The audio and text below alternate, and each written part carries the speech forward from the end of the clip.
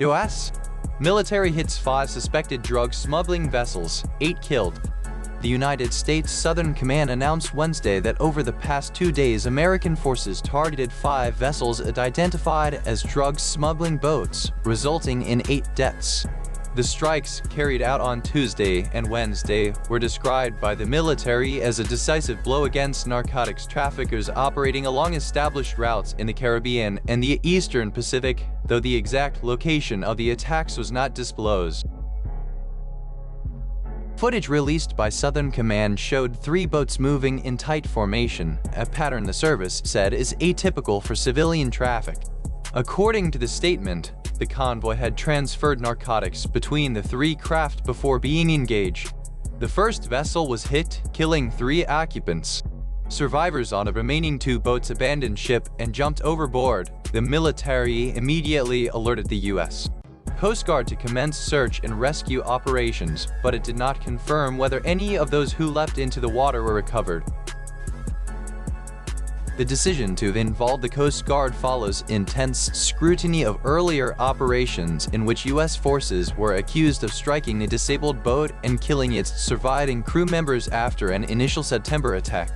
While some Democratic lawmakers and legal analysts have called the follow-up strike a potential war crime, the Trump administration and supportive Republicans maintain that the actions were lawful under the administration's designation of an armed conflict with drug cartels. In a separate statement released Wednesday, Southern Command said U.S. forces struck 2 additional boats, killing 5 alleged traffickers. Again, no proof of drug transport was offered, and the body of water where the attack took place was omitted. Video accompanying the release depicted a boat exploding on the water's surface. These recent engagements bring the total number of known U.S. boat strikes since early September to 35, with at least 115 people killed, according to figures cited by the White House.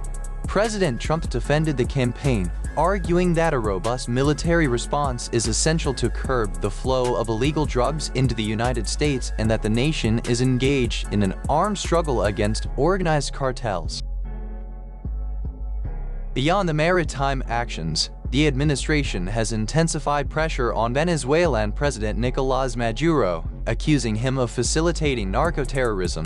A recent CIA-led drone strike targeted a dock believed to be used by Venezuelan drug syndicates, marking the first overt operation on Venezuelan soil since the September campaign began. The strike underscores the broader strategy of using both conventional forces and covert assets to disrupt narcotics networks.